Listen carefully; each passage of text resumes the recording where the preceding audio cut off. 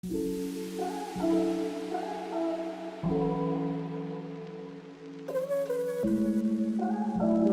to The Big Break Show, a podcast where we discuss short-term rentals, entrepreneurship, life, mindset, and everything in between.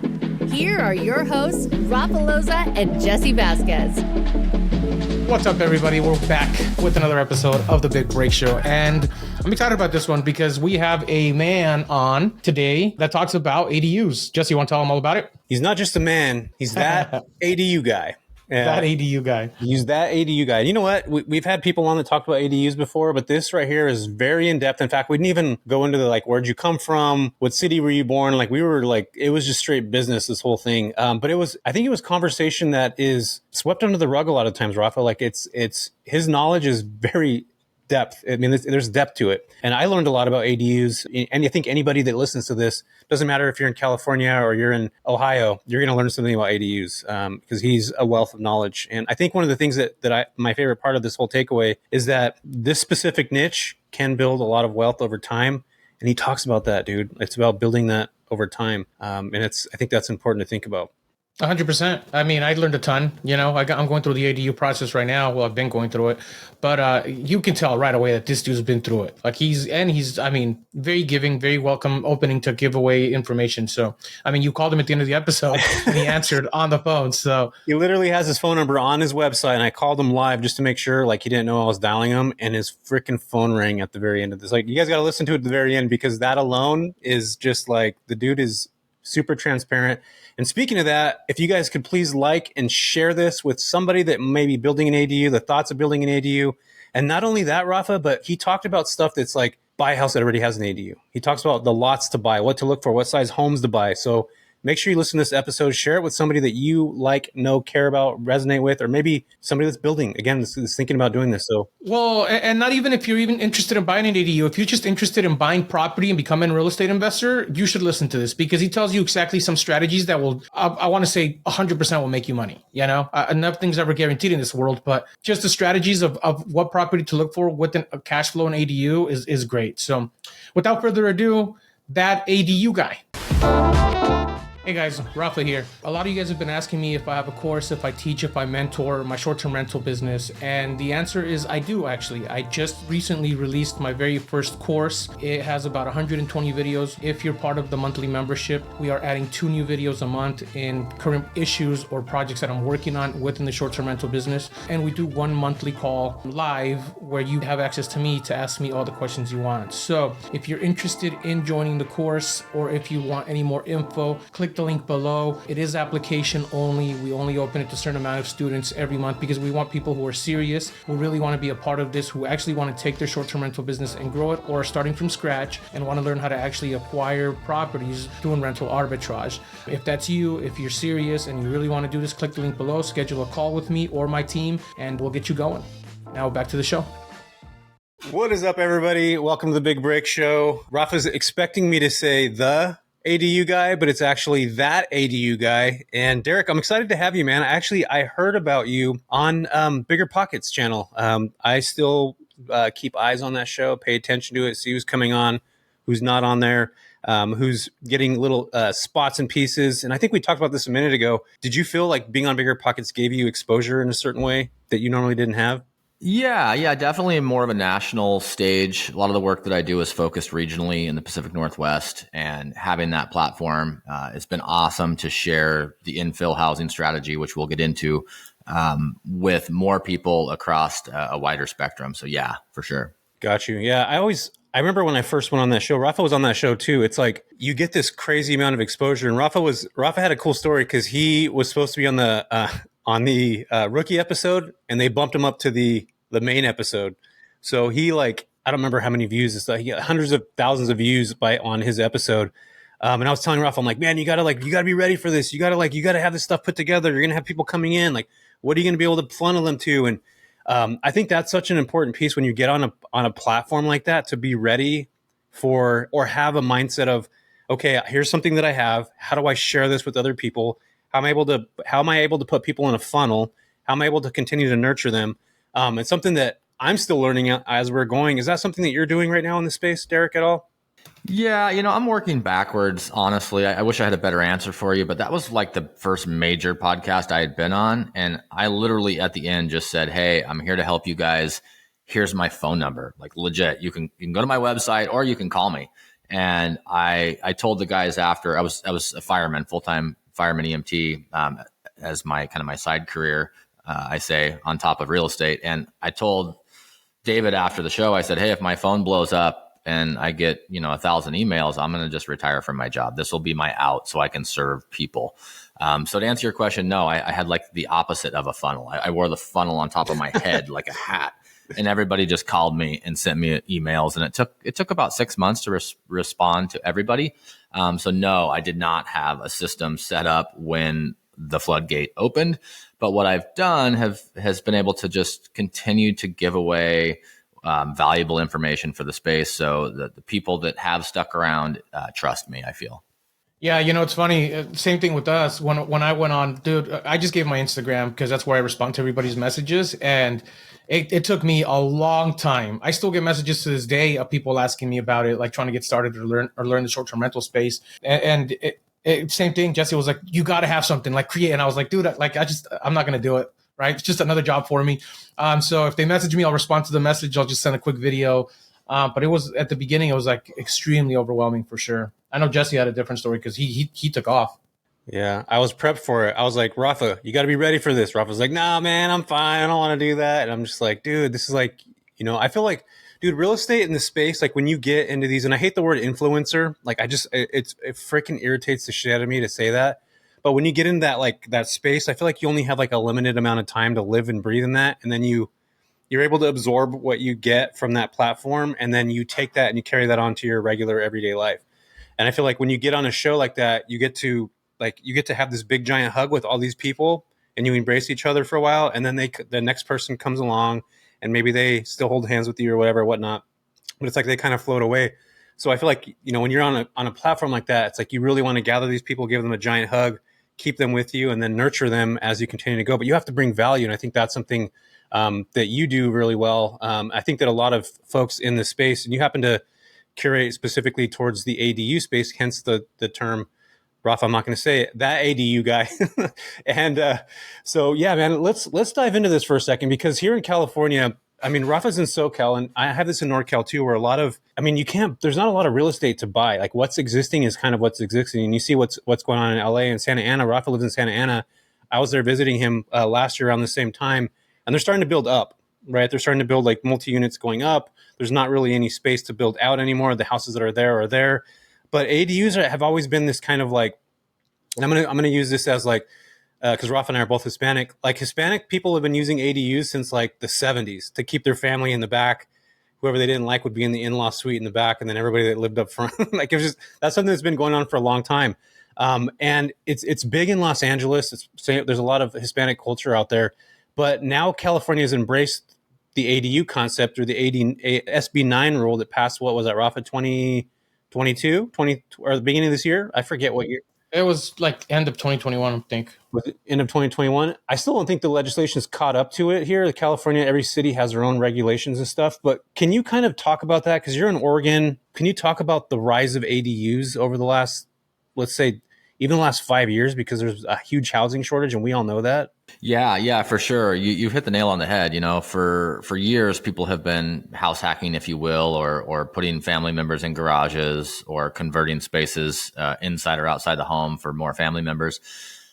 Over the time, maybe the last 50 years, we set up zoning laws in our country for horrible reasons. Really, it was to keep like the riffraff, the poor, or the black and the brown out of our low density neighborhoods.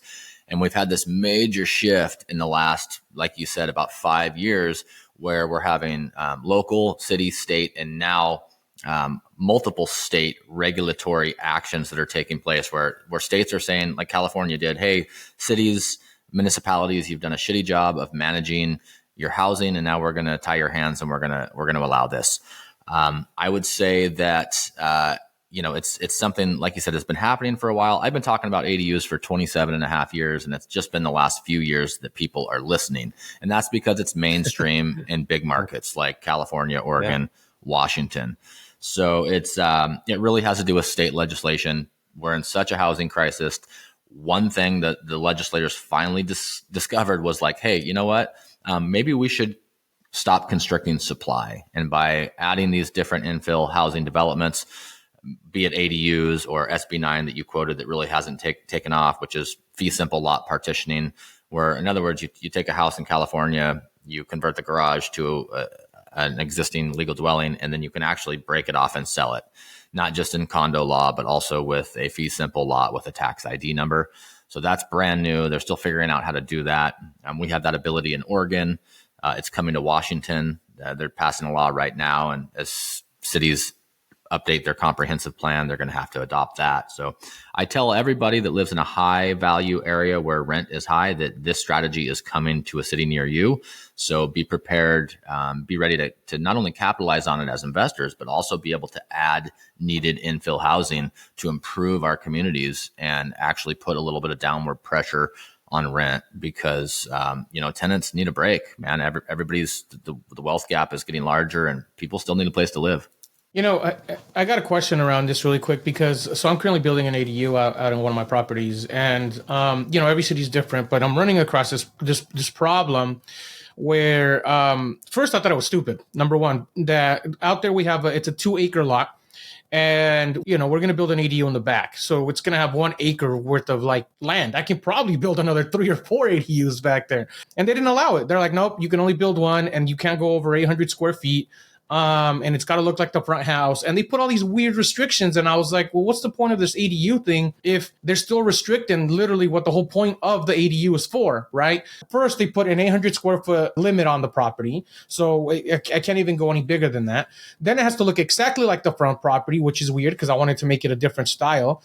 And now they're saying that I have to go through the city plumbing department and hire their people to go in and run pipelines through the back of the 1 acre lot all the way to the city line. And I was like, can I hire my own contractor for that to save some costs? And they're like, no, it has to be done through us. And it's like a $25,000 job.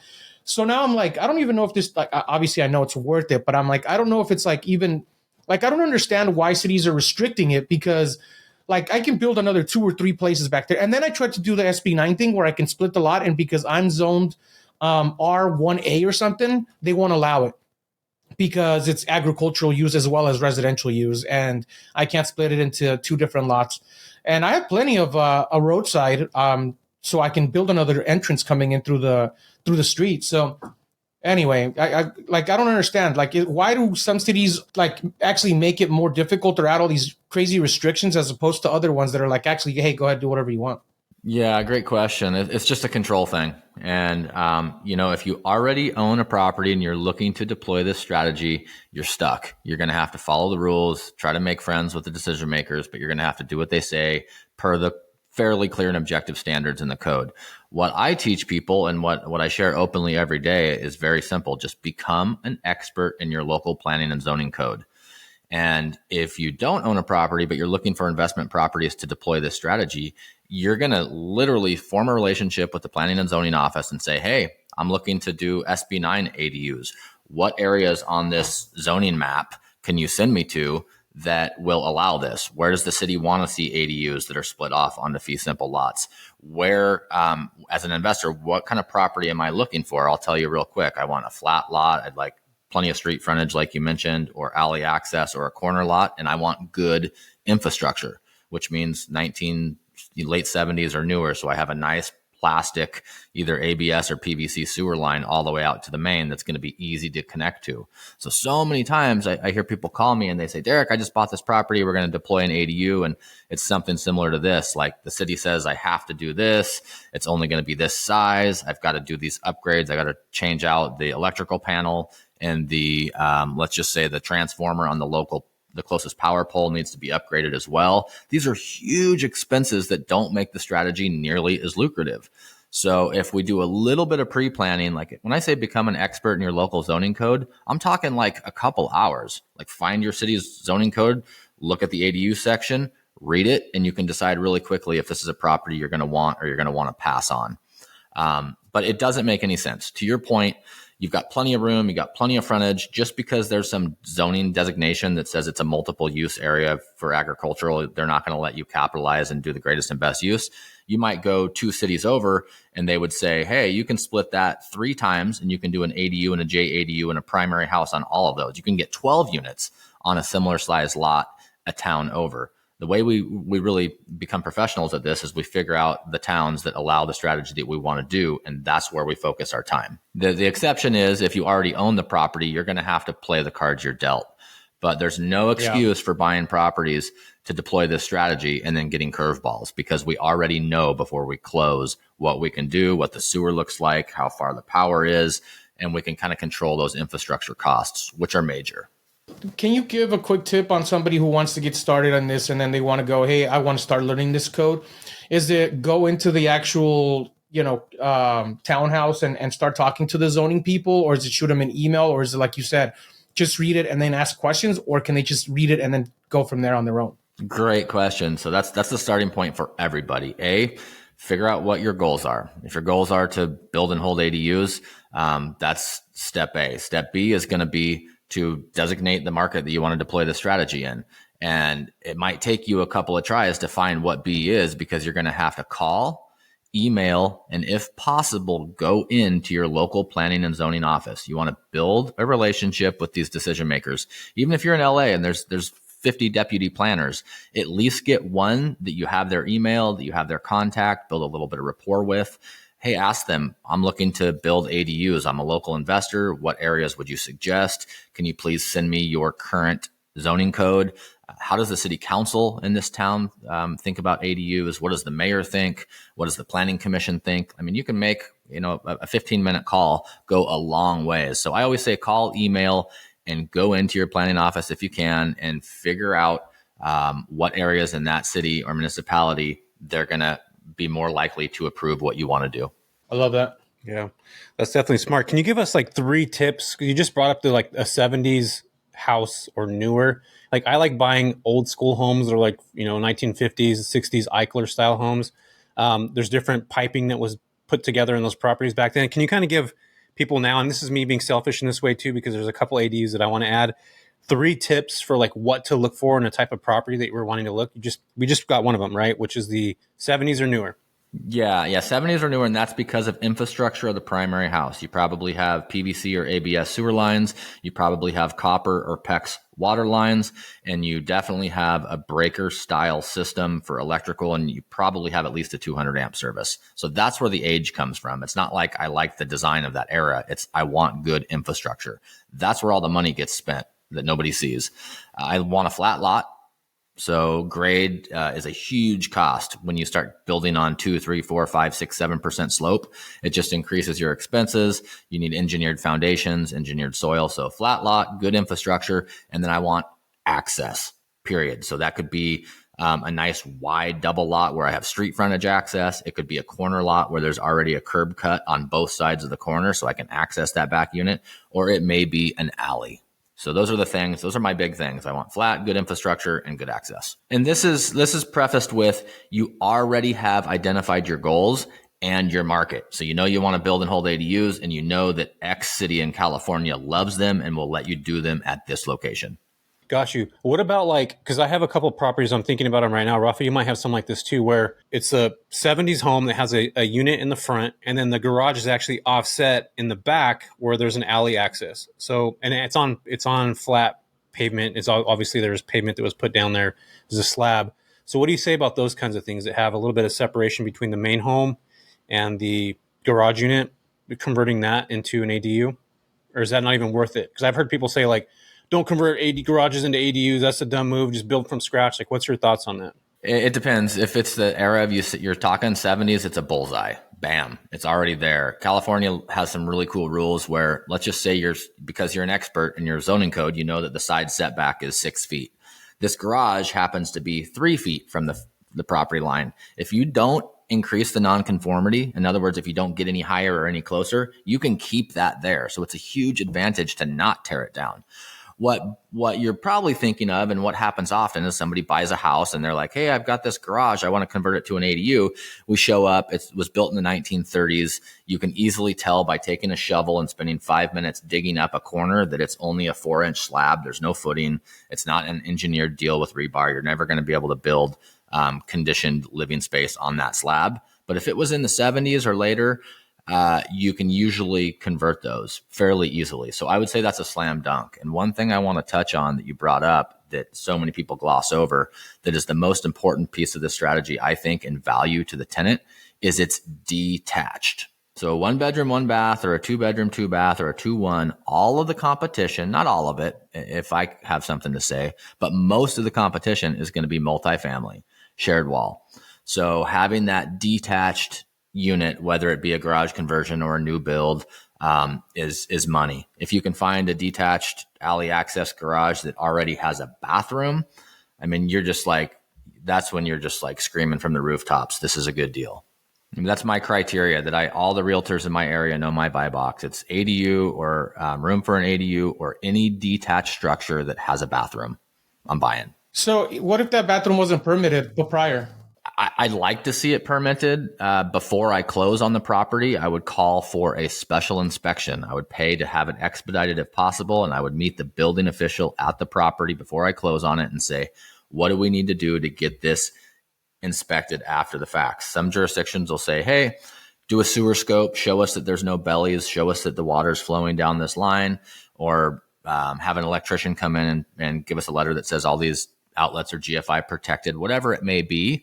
Figure out what you need to do to get it up to par. But if it's an unpermitted bathroom that's been there for 30 years, I would always scope the sewer every time, a few $100s, always scope every sewer. Brand new house, brand new build in a brand new subdivision, scope the sewer. They get broken off all the time. More problems that I see in my day-to-day life are with the sewer. So I would scope the sewer, call the city. Hey, this is an unpermitted deal that I'm looking to buy. Can I get this permitted, legal existing? And most of the time the answer is yes. Got you. Yeah, I didn't. I'm circling back to what you talked about earlier. I didn't know that ADUs were like not permitted. In a lot of places. I mean, the reason why people didn't want them, or legislation didn't want them, because they're adding more people to properties. Like I didn't think about that before. Like the black and brown folks, like people not wanting to have ADUs put on. Because I know certain areas, like I have a property that's over on like a creek bed. I wanted to put an ADU on it. But that neighborhood, I know they're going to like make a big deal if I wanted to do that. Like just the way the neighbors are and stuff, like they'd be like, nope, no ADU here. This is not going to work. And they'd probably put up a fight against the city. Do you see stuff like that happening often with certain things like that, Derek? Every time. Yeah, every time. I'll give you my 30-second deal on NIMBYism. When you're building in a neighborhood like that, well, first off, in California, as long as you're not in some crazy HOA, the neighbors can hate you all they want and you can still do it. That's the cool thing about state legislation. But what I see often in areas, even in my state, where I'm I have a sniper rifle, I'm focusing in on properties, I buy them, I get out there on an excavator, I'm cutting the pad. The neighbor looks over the fence and says, hey, you can't do that. You can't build anything here. And I say, okay, yes, we can. And I can explain it. And they go to the city and the city says, yes, they can do that. And then a couple months later, that scowl from over the fence kind of turns into a curiosity. And they say, hey, could I come see it? And I always say, yeah, come see it. And then every time without fail, within about 90 days of completion of a unit, they reach out to me and say, Derek, I saw some of your stuff. Could you maybe help us? We're thinking about building one ourselves. So it's this this fear of change. So yes, every time we go to develop something in a neighborhood, people don't like change. They don't like more traffic. They don't want renters in their neighborhood until they see the process and see it completed. And they're like, holy shit, that's amazing. I want one too. Yeah, that's funny. I'm going to ask Rafa a question right now. Rafa, did you know what NIMBYism meant? No idea. No. I just Googled it while you were talking. NIMBY is not in my backyard. Sorry. Yeah, not in my backyard. I've heard that before. Like I've seen trolls doing like NIMBY and stuff like that on Twitter or Threads, but I never knew what it was. I never looked it up. But I just looked it up now and it says, not in my backyard. Yeah, I assumed it was something around those lines based on the conversation of the way it was going. Because I have this crazy lady in one of my properties that does the exact same thing, dude. Yeah, it's weird. And then they want you to build, right, Derek? Yeah. And then they want you to help them. And I always do. And I try to give freely of my time and treat people right and help others. But it's funny now, I've done this for so long and I've done it enough that when they look over the fence initially and tell me I can't do that. I want to just say, hey, in 6 months, I'll help you. But it's like pretty arrogant. The more right we are, the more humble we have to be. But yeah, that's been my experience. But again, like we can avoid all this stuff, all the questions that you guys are asking me, we can avoid with like a little bit of pre-planning. My goal is to build ADUs and hold them. I'm going to research the area where I know I can deploy this strategy easily. And then when you go buy this place and you check the infrastructure during due diligence and you scope the sewer, you might even talk to the neighbors. Hey, I'm an investor. I'm buying this house. I'm going to do some infill development. We're going to split the lot. I'm going to build a new house and a new ADU. I just want you to know that from me. Here's all the regulation that supports it in our state. And, if they come out with a pitchfork, you might want to reconsider. But we already know that the property we're buying is a slam dunk. Like there's no question. Like that's what's so cool with the ADU piece of infill. So I do infill housing, which I'm known for ADUs, but we do a lot of lot splits and buying land and basically chopping it up and building more houses. The infill and the ADU strategy is all about all these single family zones that are low density. As we develop our cities, we don't want to push the urban growth boundaries out. We don't want urban sprawl. Planners don't want urban sprawl. Cities don't want that. They want to fill in these large single family lots that are already in the city, that already have sidewalks, police, fire department, streetlights, stuff like that. So have you ever built, so one of my business partners, Austin, he does this in Michigan too. He splits lots and builds new houses. I'm curious, have you ever built a house with a junior ADU and ADU ground up construction all set up, planned, ready to go from day one? Everyone I build is like that. Yes. Yeah. I'm in one right now that we just built. Okay. And how does that affect the value of the property? Like, because I know one of the issues that people are having right now is being able to comp their properties or give an accurate evaluation of them or appraisal of them, based on an ADU build out. Yeah, great question. So here what I'm doing, I'll unpack that from the first question. So where I'm at, we can build a single family house and 2 ADUs. Similar to California, one of the ADUs, if you build 2, has to be attached. It's not called a JADU here, but that's what we do. So I'll buy a house, remodel it, attach an ADU, build a standalone ADU, split the lot, build a new house. And then my attached ADU is with a breezeway. So we attach the detached garage with a breezeway. So it's attached and it's not a shared wall. So you don't hear your neighbors fighting. And then we build the detached unit. As far as pricing those, here's my big tips. And it's super simple, like keep it simple. What is the average square foot price of a primary house in your neighborhood? If it's $400 a square foot, make sure you can deploy the strategy and build this ADU or 2 ADUs and not be more than $400 a square foot in. To be conservative, I would always bank on 75. This is layman's numbers. Bank on 75% of that value. So if your neighborhood value is 500 and you are 400 and you build the ADU for $400 a square foot, be prepared to get a return of $300 a square foot for that build. So maybe there's a 25% equity loss. And then the second piece of that, and this is the most foolproof way that I've found, is to go to a respectable appraiser in your market, somebody who's been in your market for a long time.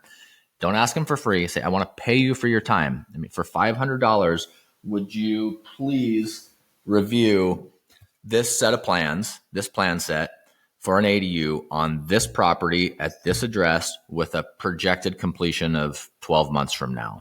You're not going to get a better example of your return on investment than you would from a local experienced appraiser that you're paying for their time for an opinion of value of an exact plan set on an exact lot. The one thing I'll say that people miss on this is they over-design and overbuild their ADUs. And then they're bummed when they can't burn their money back out. And it's like, dude, you live in a $300 a square foot neighborhood and you just built a custom jewel box in the backyard that cost $400 a square foot. Of course you're not going to get your money back. Like, build to the neighborhood. So I'm glad you brought that up because that was going to be one of my questions in this. How, like, when you say build to the neighborhood, so there's a guy down here in Southern California, I can't remember his name off the top of my head here, but he looks at the property, he looks at the neighborhood, he looks at the city, and he tells you what the best type of style of ADU to build is, right? What the best type of finish. But let's say you want to use it for like a midterm rental, right? Or instead of putting a long-term rental in it. And you need to make it a little bit nicer than most. Would you recommend that that's a good idea? Add a little bit more, or just keep it based on what the neighborhood looks like, so that you can. I guess my question is: do you say build it into the neighborhood, like how the neighborhood looks, because of the valuation of the overall property, or because the amount of revenue you can generate in cash flow per month? Does that make sense? Yes. The build to the lowest possible price point is going to be to get the highest yield and or get your money back out if you need to refi it out. If you're in an area that you're going to hold forever, you're not going to sell it, you have the cash to build the ADU, deck it out. Deck it out for your end user, because your goal, remember where we started. What is my goal? Your goal is to build long-term ADUs for midterm rentals. So you might be able to, do a pop out and a couple of bay windows and a dormer up front and pavers instead of pavement on the driveway. Like, you may go a little bit nicer because your end user is going to request that, but don't get carried away. I mean, we don't want to build super custom fancy ADUs in a tract neighborhood. We just don't, in my opinion. And most of the time on a midterm rental space, you guys are pros, dude. You guys are pros at this. It's short-term and midterm. 20 to 30 pictures. How many of them are of the outside or aerial of the neighborhood? Maybe one. All your pictures are going to be like, bam, your accent wall, bam, your custom tile in the bathroom, whatever, your game room. You're trying to show off stuff. It's very, very rarely are you going to see pictures of the outside or the neighborhood. So you can still have a simple design. I mean, all my ADUs are rectangles with singular gable roofs. That doesn't mean you can't completely deck out the inside and go for that top tier midterm rental tenant. So don't get total build cost and your interior finishings and your interior furnishings mixed up. That's a good tip. I think when we think about stuff, we're like, let's go high end on this thing. And in reality, it's like people don't really care. You know what I mean? Like, unless you have that. And plus, somebody that's paying a lot of money is not going to want to stay in the ADU. They're probably going to want to stay in the main home. So and that's the other thing too, that I'm glad, Rafa, you brought up here is, man, short term and midterm on an ADU, if the city allows it, because I know a lot of cities are freaking weird about those being rented out as short or midterm, or not midterm yet, but I think that's coming in the future. But man, those are great ways to bring cash flow in, not only to help pay covered costs or if you're house hacking, but just bring additional revenue. And is that anything you're doing right now, Derek, with some of your properties? Or can you talk about that? Yeah, no, not at all. So I've done short-term rentals. I was doing corporate rental before even VRBO. I had a place years ago that I bought in 2002 that was kind of a short-term rental. I've gone back and forth with one property in the last 3 years, but my whole portfolio currently, every single unit that I own is a long-term rental for a couple of reasons. One, my mission to make housing more affordable by increasing supply, capitalism with compassion, I call it, is about needed workforce housing. Two, the work I've done personally as a legislator and as a planning commissioner and just a citizen advocate has been for workforce housing. And then on top of that, most ADU regulation, including some of the best statewide regulation in the country, like California has, specifically says your ADU, your JADU can't be used as a short-term rental. In Washington, they just passed an amazing new bill that says every property in a single-family zone can have 2 ADUs. You can split them off, fee simple lot partition. I mean, people are going to get really rich, but you can't use those for short-term rentals. In my market, my bread and butter market here in Southern Oregon, our code says you can't use the ADU as a short-term rental, nor can you live in the ADU and use the primary house as a short-term rental. So yes, they do drive a higher profit. You guys know, you guys are pros. Yes, they do require more management. It's a hospitality business, not a passive business, right? But it's a good play, and a lot of people use them. But just be advised, everybody that is got infill housing, whether it's lot splitting, whether it's ADUs, if you have infill housing on your mind, just realize it's pulling the opposite direction of short-term rentals. Like, all the legislation that made this possible is to not fight directly short-term rentals, but is directly opposing the short-term rental stay. The midterm piece of that, and again, I've been a planning commissioner and helped make legislation on stuff like this.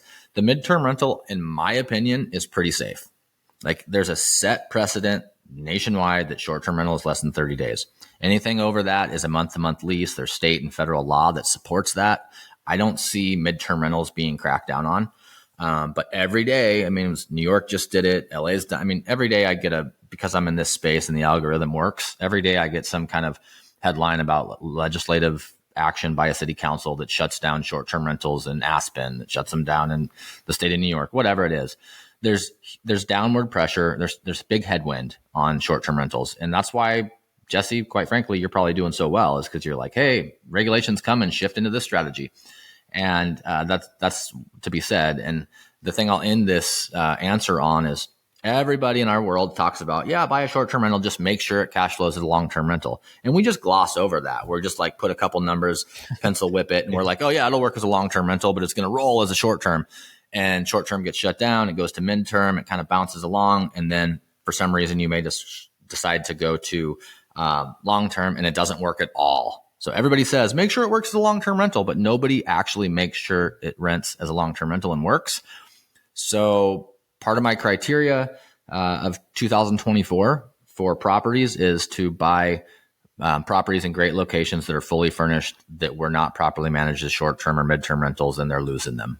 And I hope that doesn't come true. I don't want to see anybody have to sell a property for a discount, but I think people got a little bit, they just got a little bit ahead of themselves with running the numbers. I'm already seeing that right now, Derek. I get offers probably 4 or 5 times a week because they can't run them short-term rentals anymore, and they're trying to offload them or get rid of them or subject to them or do some sort of wrap mortgage. Like I get them all day long because they can't figure out. They're only how a year to make old them too, work. Rafa. Like you'll see the buy date and it was like a 4/27/22, and you're just like, dude, this person's only had this home for what is that, a year and a few months, and it's not going to work. But I think that's what Rafa's doing too. Is a lot of people that are in the short-term space that are doing things on a large scale are just like, I want to continue to do what I'm doing, but I'm going to shift into the hotel space because it's regulated. That's exactly what Rafa's doing. He's like, dude, I see this writing on the wall. Now it's time to kind of push. And I think that's where an intuitive investor is going to win at the end of the day. It's like what's worked in the past isn't necessarily going to work in the future. And a lot of people sometimes get stuck in that, like, I'm going to continue to do this. Legislation sucks. Dude, at the end of the day, you can only fight so much. You're going to have to conform to a certain degree. And I don't want to get all political and stuff in here right now, but yeah, I mean, it's just how it works, man. It's part of the nature of the beast. And you brought up midterm rentals. I think right now, in the next 7 years or so, midterm rentals will be just like short-term rentals, where it could be banned or there's something like that might happen where, cities aren't going to allow it anymore. I didn't realize that there's so many people that hate Airbnb owners until probably like 3 months ago, when I started posting videos about like being banned, and I just had tons of people writing messages like, Airbnb owners are the worst. They're not good. They're everything that you're talking about. Like they're pricing us out of homes. And like my thought philosophy has always been, if you own something, like you own it, you do whatever you want with it. Like best case use scenario. I mean, that's what I feel like American foundations are based off of, capitalism in a way. Like this is my property. I could do whatever I want with it. But in reality, there's a lot of, and I'd be curious to hear your take on this, because it sounds like you're on the other spectrum when it comes to this, on the other end of the pendulum. What's your thoughts on that? Are you like an anti-Airbnb guy? Not Eric? at all. No. And I'm like a flag waving, God fearing American, like capitalist at heart. Like I hope you don't think I'm on the opposite end of that spectrum. What the spectrum I'm in? I was looking for an argument right now, Derek. That's what I was looking for. Like fight. The argument I'm in is that like there's a zoning, there's rules, there's a zoning code. I don't like most of them. I mean, the reason I became a planning commissioner is because I would go into my local planning and zoning office like weekly and be like, this is bullshit. Why do I need this? This is bullshit. Finally, one day they said, there's a vacancy on the commission. Would you like to join? And I was like, oh shit, I'm going to have to do some work. My point is that we have to know the rules. We've got all these influencers and all these awesome people out there sharing all this information. Nobody talks about zoning.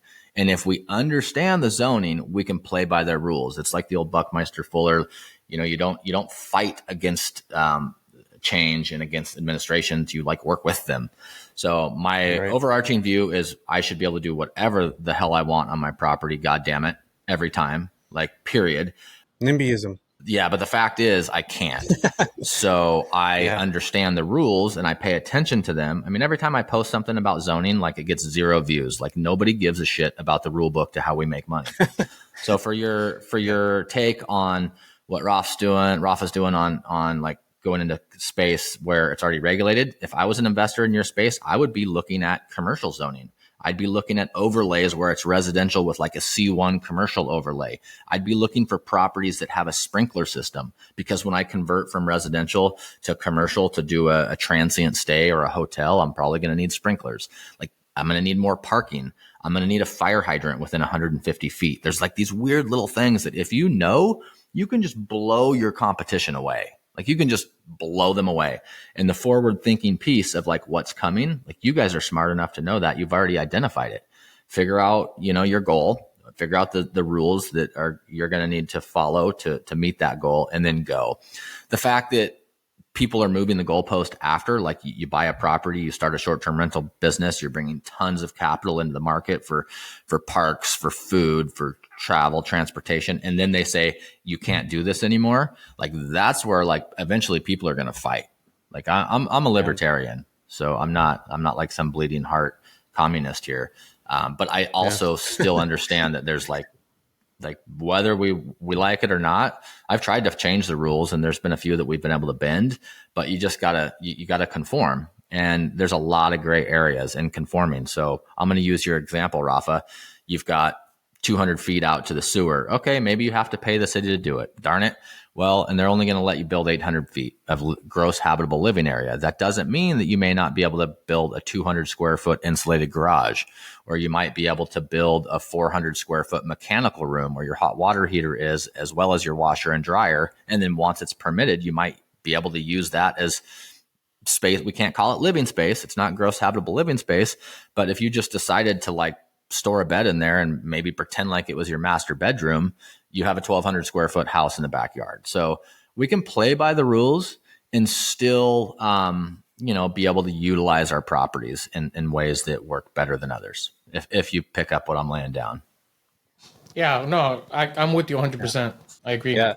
And I think there's certain gray areas like that you have to, like, dude, buying something in the Bay Area, like if in order to make it make sense, like you have to sometimes do that split, buy a 4-bedroom house and you split it into 1 bedrooms each, and maybe it's permitted, maybe it's not. Like it's hard to freaking make stuff work nowadays. And I think people have to be creative, they also be thoughtful, and also follow the rules to a certain degree. But man, it's hard right now to even find properties. And Rafa, if you're finding these, please let me know. They even fit the 1% rule with the interest rates being what they are. And it's hard, man. It's becoming increasingly difficult. Yeah, that's a great point. And if I can just touch on, I don't want to hog the mic, but this is one of my favorite strategies. I just really want to touch on that legal professional house hack. You buy a place in the Bay Area, it's 1.5. You're going to have to generate some income. It's a 4-bedroom house. You can pull electrical and plumbing permits to put a small wet bar in every bedroom. Literally, it's just like a 10-foot, one-walled bar top. You've got a small sink. And then you have a couple of designated circuits, say they're 20 amp designated home run circuits all the way to the panel, where you can plug in a microwave. Most code enforcement will say you can't have, a microwave or a hot top because that acts as a kitchen. And it's like, please show me the clear and objective code that says I can't, and they can't produce it. And you can ask them, hey, like in the break room of your office at work where it's commercial at City Hall, I bet you have a microwave. And they're like, yeah, I do. So you can do things like that. You pull electrical, plumbing permit, put in a small wet bar, put in a couple designated circuits legally where you could plug in a microwave, and everybody, has their, for all intents and purposes, kind of has their own unit. Make sure you follow fire and life safety code, have O2 and smoke detector in each room. And then there's a obviously a central kitchen. If you need to cook a 20-pound turkey, go into the main kitchen. But we can do these strategies of turning a house into a quadplex per se legally by pulling some permits. And everybody wants to talk about how they bought a house and turned it into a triplex. And like everybody's just like skating on thin ice by not following the rules. And we've all done it. Like that's how we all get started. But I just want people to know that the strategy you talk about, we can totally do, and we can follow the rules, and it's not that much harder. Like there's plenty of money to be made within the lines. Just like learn the rules, follow them, and go get rich. Yeah. Yeah, I hear you on that, man. I think it's increasingly difficult right now. I know a lot of investors that bought property in the Bay Area that are just like, man, same thing Ruff is saying, like bought this a year ago. We tried to midterm rent it. It's not working. Or we short-term rent it. It's not working. It's not going to cash flow as a long-term. In fact, they're going to be losing, and I'm okay losing a couple $100s a month on a property. Like I play a long game. But some people can't do that. Like they can't have a $500 loss a month, like on a long-term tenant. Dude, you should have thought about that from the very beginning. Like that's where my brain goes, is like, how did you not underwrite this? And you just talked about this a minute ago. Let's get into this part right now. Financing an ADU, because again, this is me selfishly speaking in this space. How do people finance an ADU without having to necessarily go into their own pockets? And would you say that's a good idea? So can you kind of like ADU finance 101? Yeah, totally. And this catches people off guard, but the cheapest way to finance an ADU is to buy a property that already has one. Period. Pay a little bit of a premium. I love that. Buy a house that already has one. Yep. So just in January, February, March of this year, there were some changes to Freddie Fannie conforming mortgages that now allow like 75% of gross rents to count towards your DTI to qualify. So investor, new homeowner, whatever, call it who it is, trying to get a qualified mortgage. Hey, you're qualified up to 500.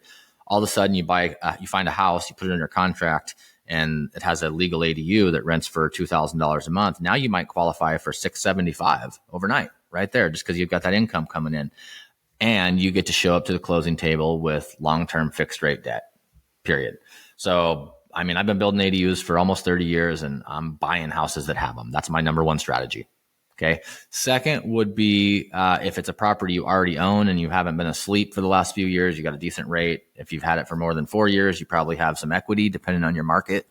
Home equity access is key. You know, last year, 2 years ago, I would have said cash out refi, but we're not going to take up this example, $500,000 house to build a $100,000 ADU. We're not going to refi at 600 at 7.5% when you have a 500 note at 3.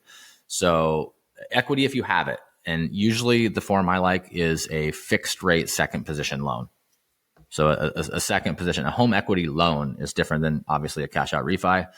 Some people that just bought, let's use your example. Somebody bought last year. They're like, I'm going to do a short-term rental, and they buy this house they can't really afford on a DSCR loan with 20% down. So their 80-20 LTV loan that they could get is non-existent because they don't have any equity. That's the person that calls me. How do I finance an ADU? There's a couple companies. One that I recommend people to is called Refinancing. And Refinancing will underwrite a ADU loan for a 20-year fixed rate based on the projected value of the build. California has a couple of really good products. Redwood Credit Union has the best one in the country I've ever seen, and it's only available in like 6 or 8 Northern California counties. But they'll do, if you have a certified registered builder and you have a certified registered set of plans, they'll loan you like up to 90% LTV of that unbuilt ADU based on the after build value. And then there's state grant money to get you up to like 100+%. So there's that option, but those are kind of fringe. Like for the greater, broader area of people, I would say if you don't have any equity, look at these things. Look at a loan from yourself. If you have a 403B or a 401k, check your plan, but a lot of plans will let you borrow. I know a plan I have will let me borrow $50,000 up to 50%. Private money. Hey, Aunt Mary, I have this ADU. This appraiser says it's going to be worth this when I'm done with it. I've got the plans. I've got everything I need. I just don't have the money. Will you partner with me on this? Will you put up the money and I'll split the rents for you for 10 years or whatever it is? If it works and you're in a market that these are in high demand, the bottom line is you're going to have to find the money. And then there's always the burr strategy. How would you buy a distressed property? Well, you'd cobble up a financial stack with your cash, borrow some family money, maybe get some hard money, get it done, and then put long-term debt on it. Right now, I'm just advising people, unless you absolutely have to and you know it's going to work and you have experience, don't use hard money with no for sure end game. I have seen people getting creative to fund these, and then they get it done and they want to burr their money out and put long-term debt on it, and they can't qualify for a long-term fixed rate loan. Mm-hmm. I just met someone who ran into that. Yeah, including myself. I just built out a property and was putting some long-term debt on it, and it was a lot harder to get the loan than I was anticipating. And like, I'm a pro, and it went through, but it was like, man, that was the hardest loan I've done, and it was for a very small amount. So don't guarantee, like, you can't really guarantee your exit debt. You just can't. It's hard to guarantee. So I would say have reserves, be able to put a little bit of skin in the game. Even if you take some of your cash reserves and you put into this unit, if you do it right, your cash on cash return, even all in, is still really high without any leverage. So just know the fundamentals, I think. I'm funding mine with someone else's unused retirement account. Yeah. Deploy somebody's self-managed IRA, deploy it, build it out, pay them back, give them some points on it or whatever. Yes, there's a ton of strategies. That's literally what I'm doing. Yeah. That's a great one. There's also like partnering with other people that own the land and building an ADU on their property. There's a ton of different models, But that's a good one. I'm conservative. Like, I'm not like lever, and then just like burr out. Like, you may not be able to get a loan when you're done with it. So make sure it fundamentally works and you have the money. Like, and this is not a get rich overnight. It's not a get rich with no money. Like, you need some money to play this game. Like, go drive your ass around and get some, active income coming in the front door so you can actually go out and play. Like, everybody's selling, like, invest with little to no money. And like, that just doesn't work in this market. Not very well for very many people, I should say. Like, there's always the anomaly that can just make money rain. But for most people, like, you're going to need some money. Sorry. Yeah, I agree with you. Yeah. I agree with you 100% on that. Telling it like it is. That ADU guy, right? You're getting me on it, man. Yeah, and I don't mean to be preaching to you guys. Like, you guys are pros. You know this, and I'm sure a lot of your listeners are as well. But this is great because a lot of the listeners have all these questions, and the majority of our listeners are people who are new, who are trying to understand this. And the fact that you're going into like depth on this is really good, because we've had some ADU people on here before, but we don't go into detail because usually the conversation leads us in a different direction. So I appreciate the insights, because you're talking about, like, number one, zoning, which is a huge deal. A lot of people are really overwhelmed by zoning. It's like this like behemoth that they have to overcome, and it's really not that difficult if you really just go and understand it, right? Like you said, a couple hours. And then the financing is a huge deal. But then if you think about it, like, money is everywhere, right? The income from that ADU will pay back that note on whoever you borrow if it's private money, right? Or like you said, right, like, I had a thought behind that, because the whole thing is like, you see on Instagram, oh, wholesale, go flip, you're gonna make $100,000 today, and it's gonna be like, okay, but it's like, dude, that doesn't work. Like, you need to, I mean, it's gonna take time. It's the snowball effect. You might, like, for my ADU right now, I don't expect to see a return probably for like another year and a half. But that's fine, because in a year and a half, I'm going to see all this cash flow come in. I'm going to go, oh crap, like, badass, right? That's the way it always goes. But it's just, you're playing this like long-term idea of, like, you take your money from today, the active income, for money of tomorrow, right? The passive income. And people don't really understand that. So that's why I was really like, cool. I like that you said that at the end, because it's like key. It's key. People don't understand that. So, but anyway, so we're getting to the top of the hours here, guys. Being that this is the big break show, Derek, we always ask all of our guests, did you have a big break in your life that took you from not investing to investing, or a defining moment that just made you be who you are today? Was there a break in your life, anything that happened that you might want to share with the listeners? Yeah. There's one that kind of comes to mind. I just was talking to another investor about this earlier today. And this has really stuck with me. So I'm 42, almost 43 years old. And when I was 16 years old, I was a carpenter, and I was working as a carpenter apprentice for a master builder in my area. And there was a developer, and he was probably in his 60s, super successful guy. Every little town has this guy that's like that guy or that girl. Well, this was him. And he said, I want to take you out to lunch. And I was all excited, and I go out to lunch with this guy, and we sit down in a diner, and I can't remember everything he said, but the one thing I really took away is he said, Derek, don't go buy a new truck. So many people in this industry want to buy a brand new truck. And what happens is you show up to a job site, and the customer thinks they're paying for your vehicle and not for your knowledge. And he told me, he said, as a blue collar worker, you can look wealthy or you can be wealthy. It's hard to do both for the first 20 years. And honestly, that's probably been the biggest piece of advice that I've ever been given. I just, for some reason, that burned into my brain: think long-term, delay gratification, live within my means, and take my money and put it into assets that are going to build wealth. And that's, it's been a slow, steady grind. I don't think enough people talk about how slow the path is, but real estate makes us wealthy over time. And, I tell that to every young person I meet. And, a lot of times the next time I see them, they've got a new Tacoma, but it's something that really resonated with me. So that was probably my break. Was some old investor had saw something in me that he felt like he needed to teach me, and he did. I love that, man. I say it all the time. Jesse knows I didn't pay myself anything in my business for like the first 4 years. I was living on my parents, and I was cash flowing like crazy, but look at me now, right? Freedom to do whatever I want. And that's because of delayed gratification. I mean, I have one thing, and it's one car payment, right? I was talking to this younger kid. He's not even 18 years old yet. And we're hanging out, and he's like, hey, how quick can I get a house? And I was like, stop. I was like, it's not about how quick you can get a house. I go, how quick can you learn to get into investing?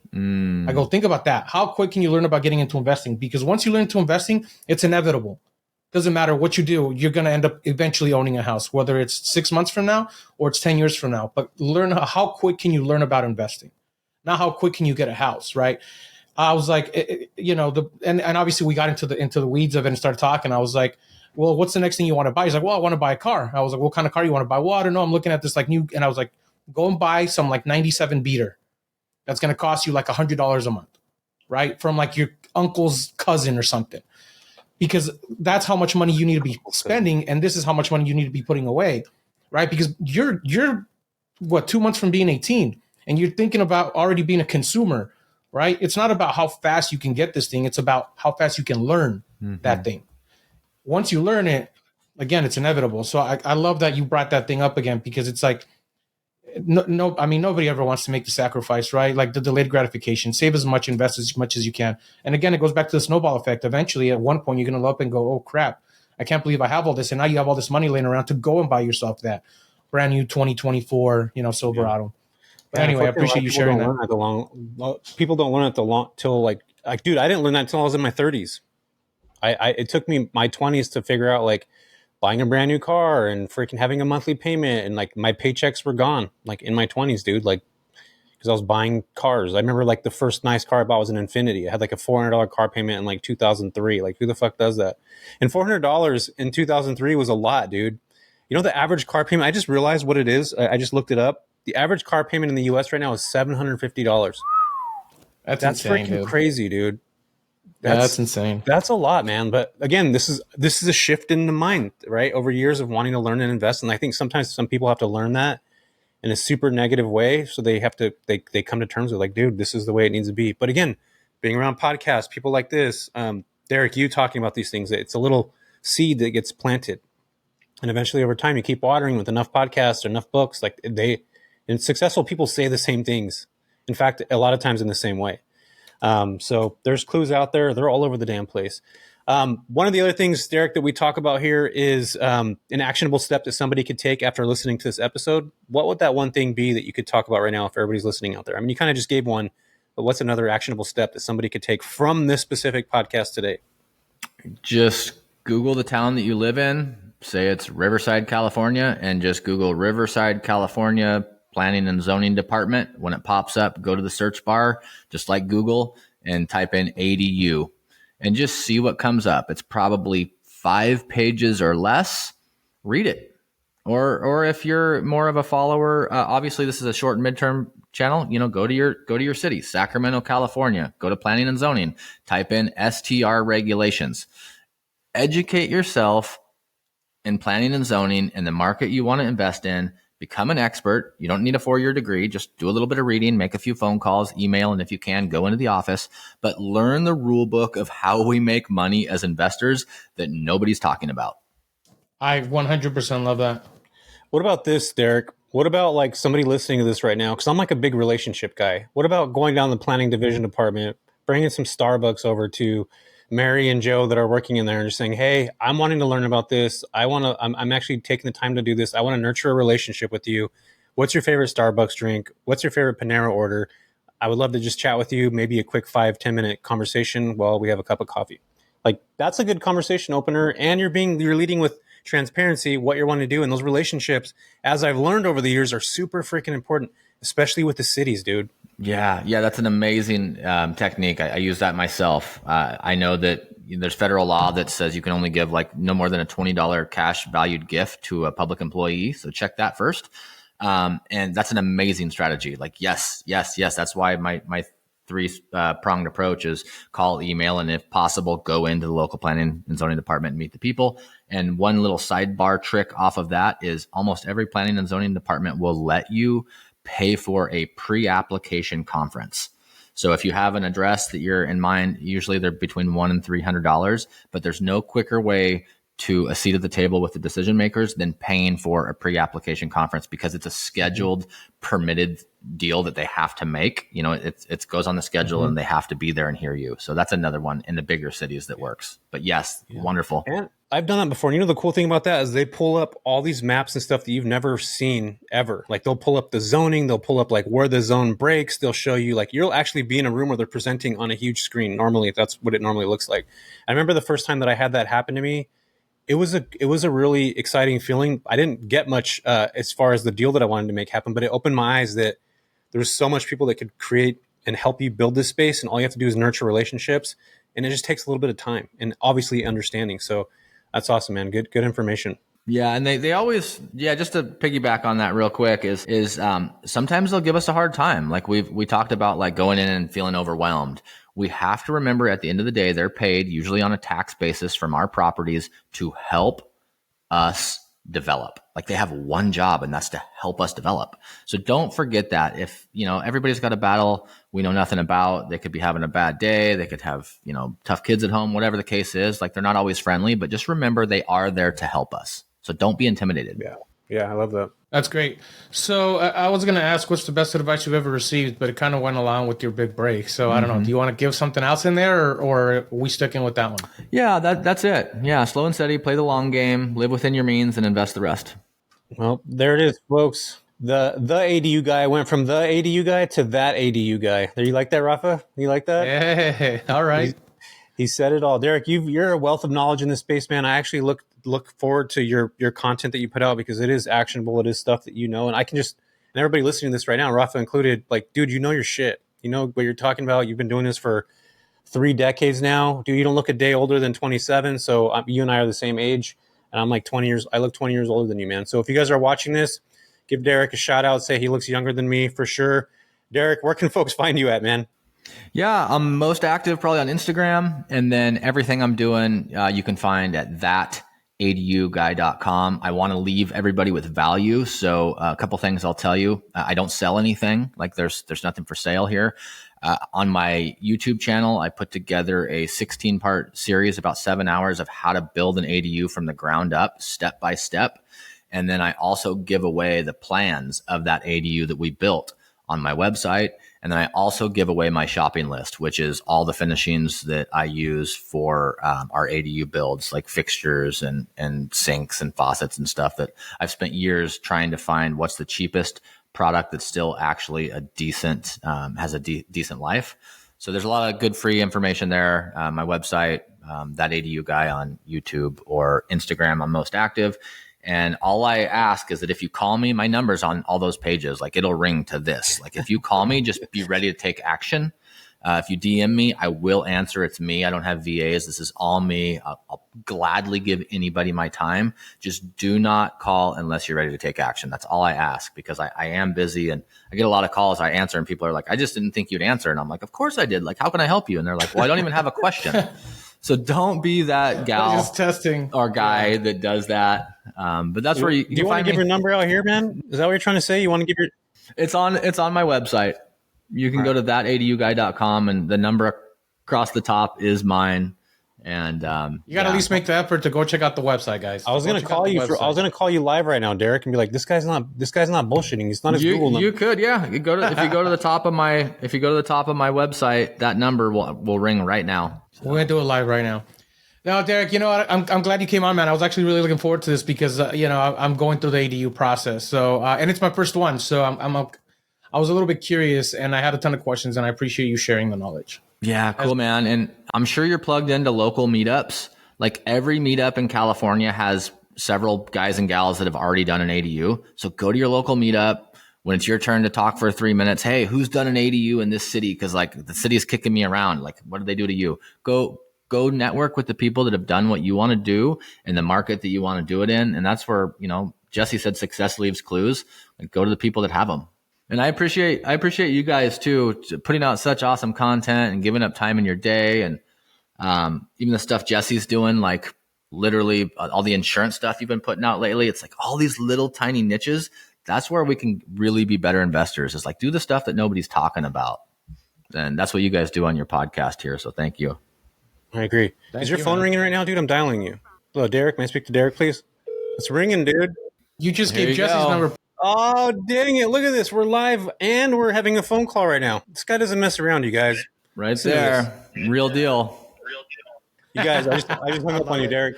You guys, I love that, man. You're an authentic human. I love what you have going on. His number is actually his number, and I just talked to him. You guys heard that. And yeah, man, you're amazing. I'm glad that you came on here. We got a ton of value. Rafa, any final words from Mr. Derek No, thank you for coming on. I appreciate it. I look forward to getting feedback from the show because it was a wealth of knowledge. So thank you. And I might be calling you. Yeah, dude, we remember our friends. If you honestly need my ear, like, call me. Like, I will help you. Appreciate that. Yeah, I appreciate that. I just called him right now, Rafa. He's easy to get a hold of. All right, buddy. Thanks for coming on. I appreciate you.